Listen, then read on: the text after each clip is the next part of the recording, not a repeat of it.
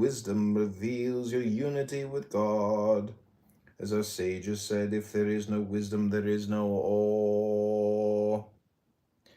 You may not immediately achieve such awe, yet even so do not abandon the practices, for they can transform you over time.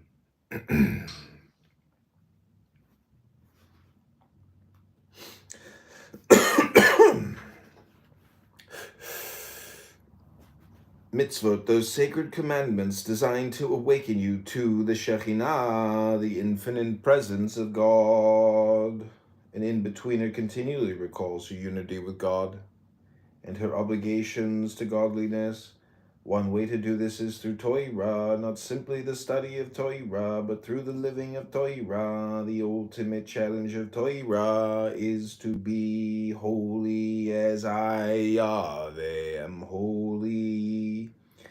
The only way we can be as God is if we are what God is. And this is what Tanya tells us over again. God is the all in all. Knowing this, we engage the world justly, kindly, and humbly. Torah is a way for us to discover who we are and what we are to do. This is not done didactically. Torah study is not about gathering information. It is about generating awe. Mitzvot, those Torah reveals the unity of God, woman, man, and nature, and this revelation triggers an overwhelming awe that in turn awakens Chokmah, our intuitive wisdom aware of God's non-duality. While everyone can study Torah, not everyone has this capacity for awe. Such people should focus on living Torah through the mitzvot, and in this way discovering awe through action.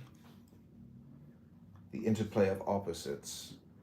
Creation is the interplay of opposites, the highest realm of godliness.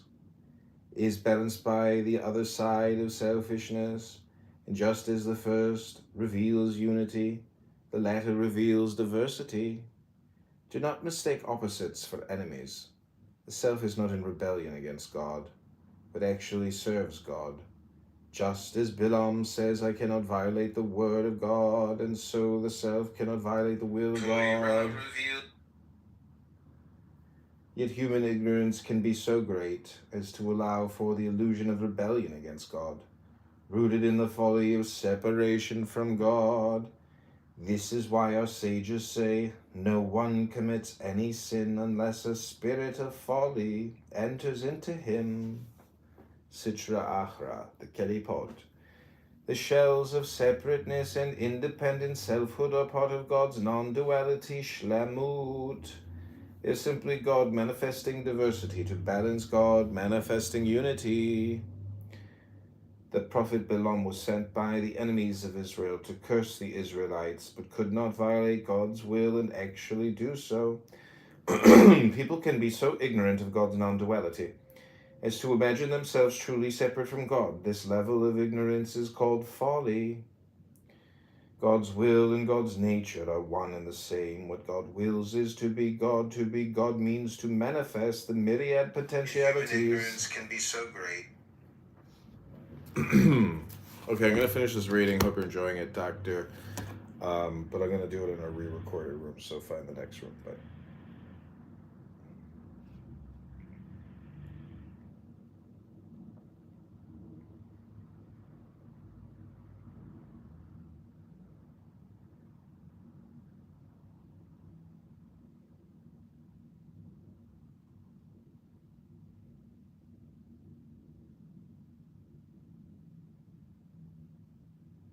Okay, this is the time of Jewish wisdom.